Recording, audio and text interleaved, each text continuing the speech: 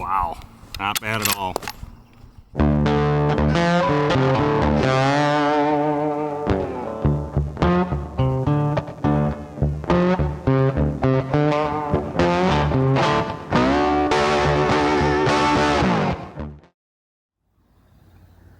Hey guys, Tim at Little Crow Gunworks. We're back here out here at our private farm that we shoot at, and we're going to be testing the 22 Nosler at 1,030 yards. We're going to see if we can get a group on steel out there. In our last video, it shot well enough at 640 that I felt comfortable taking the remaining rounds we have here and stretching it out to 1,030 and see what we can do before we switch from N540 to N550. So we had really good results at 640 yards, and we got stable winds today and good weather. A little overcast, but we'll see what we can do out there. Might take me a couple shots to get the wind dialed on, but once I'm on the steel, I'm going to shoot a group, maybe either a 3-shot or 5-shot group, and see what we can get out there.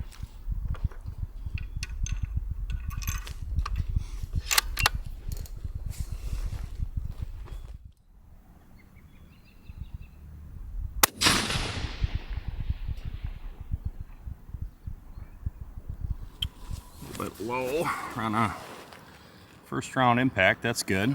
We're a little bit low on the corner there.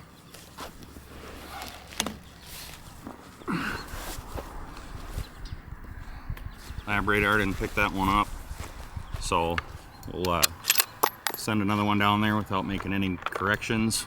That was our cold bore shot, and we'll see if we need to make any adjustments.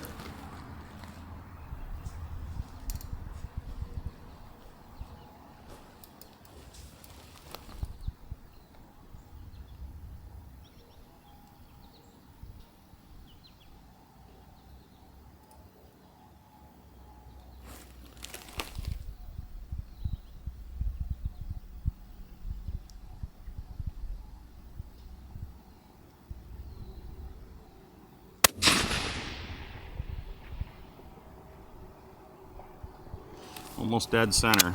I think we're going to run with that.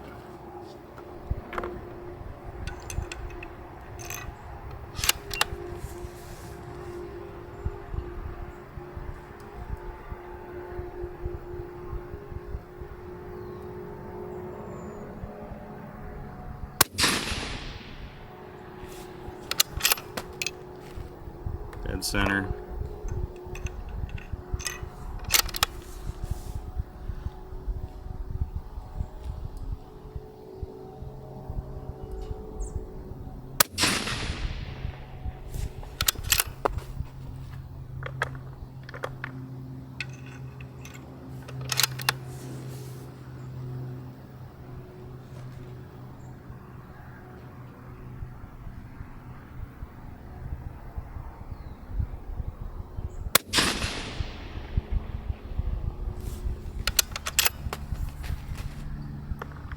It's 5 shots. See what we can get for 5 in a row here.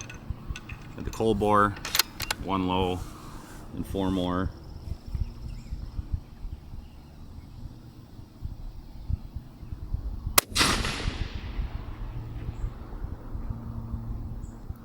Wow, not bad at all. At the first shot, which was the cold bore, that was down on the lower left corner, and then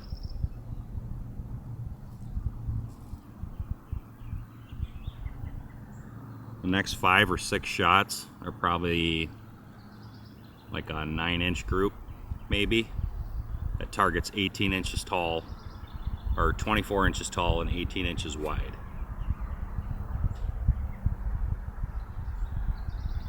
We'll go get a tape measure on it, but not bad at all. I got 6 rounds left. I think I'm just going to keep sending them out there.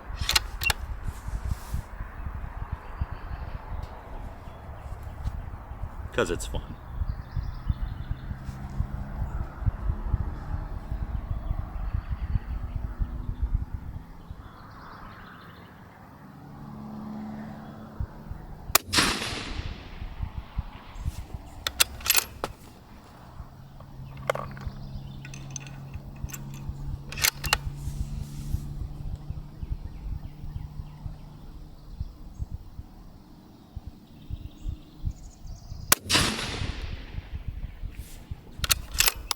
there in the center with the main cluster.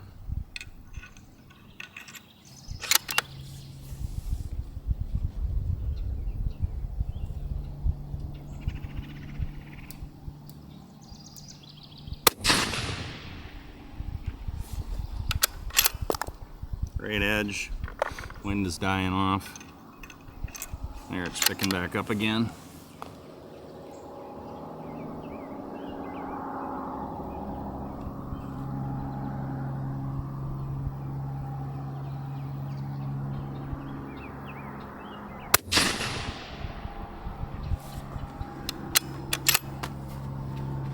Two left. So far we're 10 for 10 at 1,030 with a 22 Nosler. Not bad.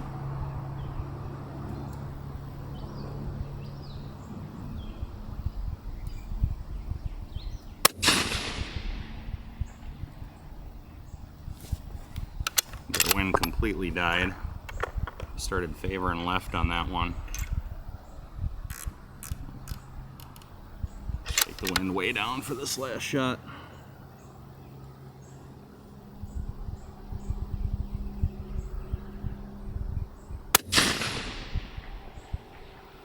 And off the left edge.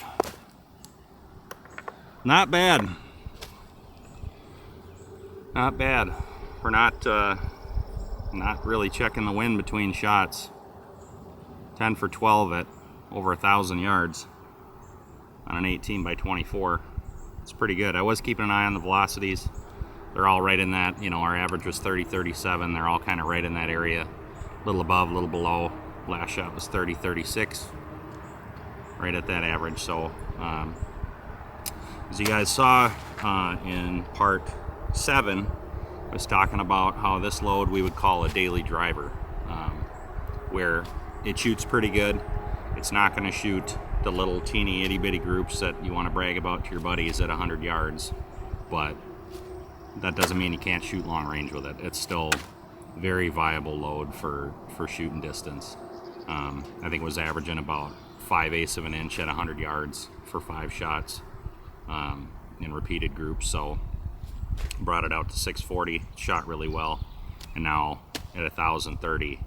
I didn't make any adjustments, so you see that group there. There was a cold bore, and then it walked up as it got some heat in the gun, and then it was pretty consistent, you know, maybe 9-10 inches of vertical, so kind of that little under an MOA of vertical. And then I think I got 2 off the side because the wind was dying off and I wasn't really paying enough attention to it. So I'll lay that at my feet, but I did see the misses where they were. The elevation was right in there with the rest of them. Well, that'll do, huh? Geez, not bad. So I want to review a few things real quick just because I thought this information was interesting. Thought you guys might want to know it. So we didn't catch the first shot. The lab radar missed the first shot, the cold bore, which we did still hit the target, which is great. But we didn't get a velocity on that. After that, it did track the remaining 11 shots. I don't know if you noticed in the video, but I thought I missed 11 and 12. I actually hit the 11th shot, but it was in that main cluster, and I couldn't tell where I hit it. And I started, because I didn't see anything, I started talking, and that prevented me from hearing the clank come back. So then I wrongly took a bunch of wind off, which I shouldn't have, and then airmailed one off the side. So should have been 12 for 12, but anyway, that's what I did. But anyhow, so what we had, we'll start with the velocity information. So our average was 30-35. If you remember back from when we shot the seating depth test, our average was 30-37. So again, right in there still. We did shoot a few more shots, so our standard deviation was up at 9 3/4. Extreme spread was 31. And in this instance, I talked about in part 8 how the fastest shot isn't always at the top. In this case, it was. That one that leaked out the top after I kind of stopped the shooting cadence I was doing. After I stopped and paused and talked a little bit, when I put that next round in there, that first round after letting the gun kind of set went high, and that was 30-53. And then going down from top to bottom, I'll just explain top to bottom because that'll be the easiest to understand, I guess. The next highest shot was 3041. The two below that were 3047 and 3042. Then 3027 and 3022, which were two of the slowest shots, and they're right in the middle for elevation. And then below that, the 11th shot that I didn't see was 3036, then 3043, 3027, 3025 is the lowest one on steel other than the cold bore. And then the 12th shot that I airmailed off the side was even lower than this one in the center. That was 3036. So the cold bore, we don't know. The next shot above that was 3036, which was right at the average. So second lowest shot, right at the average, the velocity average.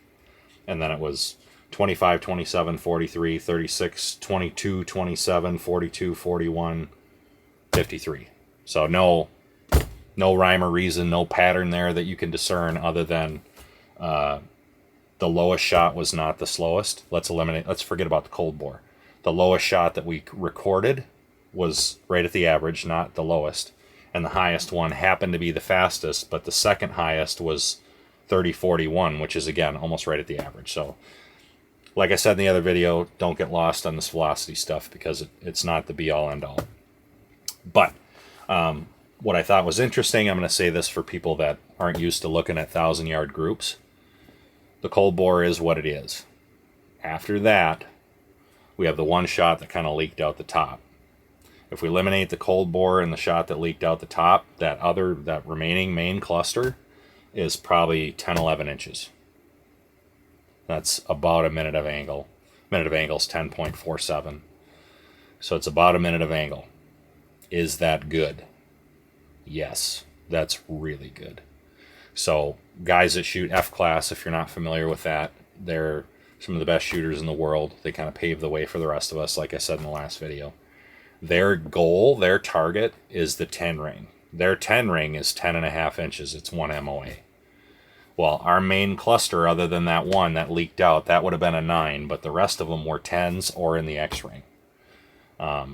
That's their goal, and they're using F-open rifles, which are far higher performance, way more money, and they're shooting at 1,000 yards. This was slightly farther than that, and we're kind of in that same, similar standard to what they're looking for.